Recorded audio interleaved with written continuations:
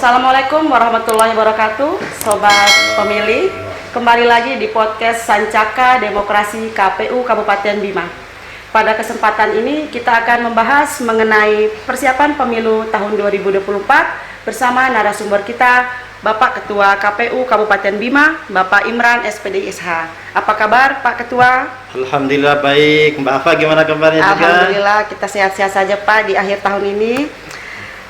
Langsung saja Pak Imran, kita kemarin sudah berbincang bersama Bakes Bangpol mengenai tahapan pemilu juga sudah sempat dibahas. Dan sekarang giliran saya mau sedikit bertanya kepada Pak Imran terkait dengan persiapan pemilu tahun 2024. Baiklah Pak, ini yang akan kami tanyakan pertama ini, sebenarnya pemilu serentak itu seperti apa Pak? Nanti tahun 2024 itu katanya pemilu serentak, itu pemilu yang seperti apa? Baik, terima kasih Mbak Afa. Kalau berbicara keserentakan, baik pemilu maupun pemilihan, itu adalah dua rejim yang berbeda. Rejim pertama pemilu, rejim kedua pemilihan. Di rejim pemilu masih diatur melalui Undang-Undang Nomor 7 Tahun 2017. Sementara rejim pemilihan itu diatur oleh Undang-Undang Nomor 10 Tahun 2016. Nah, bicara keserentakan pemilu maupun pemilihan, kalau bicara tentang keserentakan pemilu itu diatur melalui Pasal 167 ayat 2 bahwa hari dan waktu pelaksanaan pemilu diatur melalui keputusan KPU. Prinsipnya kita di KPU Kabupaten adalah menjabarkan program dan melaksanakan.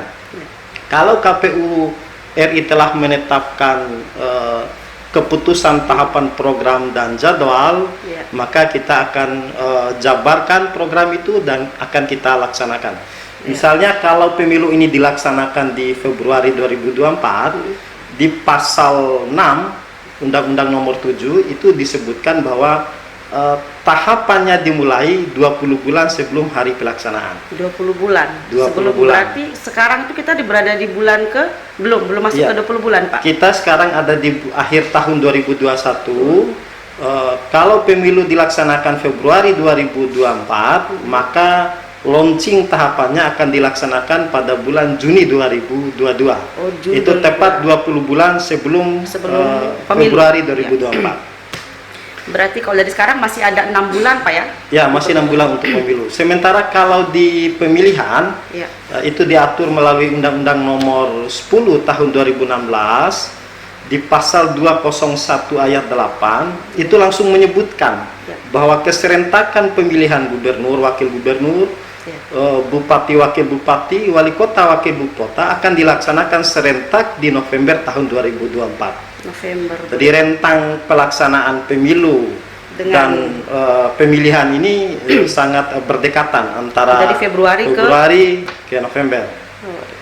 Ya, begitu Mbak Afa. Jadi diatur jadi dua rejim yang berbeda. Jadi makna keserentakannya adalah dilaksanakan di tahun yang sama. Di bulan yang berbeda. Berarti bukan dilaksanakan serentak dalam waktu yang sama semua pemilu. Bukan. Jadi kalau kita jabarkan, pemilu itu ada 5 jenis pemilihan. Pertama memilih presiden, wakil presiden. Yang kedua memilih DPD RI. Yang ketiga memilih DPR RI. Yang keempat memilih DPR provinsi. Dan yang kelima memilih DPR kabupaten kota. Sementara pemilihan memilih gubernur, wakil gubernur, bupati, wakil bupati, atau wali kota, wakil wali kota. Pemilu ada 5, pemilihan itu di kepala daerah. Kepala daerah. Baik, berarti sudah sangat jelas itu Pak ya, pemilu apa saja di tahun 2024 yang katanya serentak itu tapi dengan jenjang waktu sekian. Ya, betul. Berarti di Februari itu di pemilunya dan sedangkan di November tadi Pak ya. Pemilihannya itu untuk kepala-kepala daerah, baik wali kota, bupati, dan gubernur.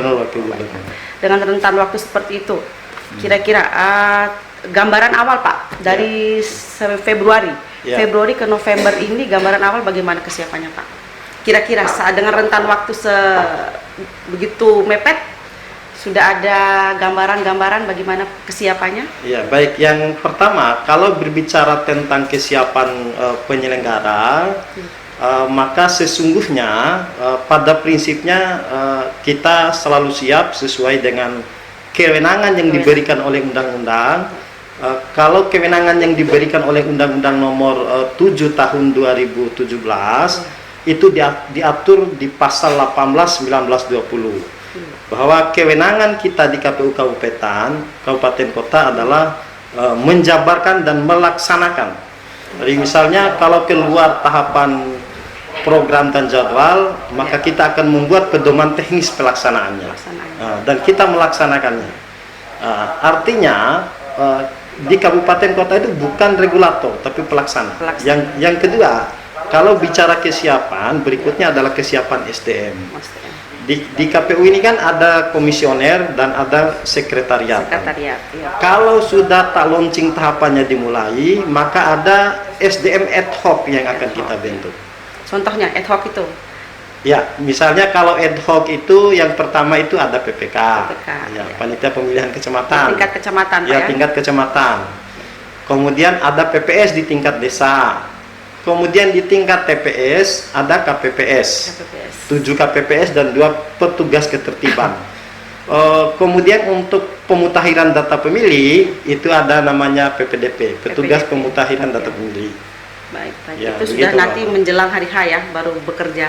Ya, setelah launching tahapannya dimulai, maka nanti tahapan itu secara garis besar dibagi dua, ada tahapan persiapan dan ada tahapan penyelenggaraan.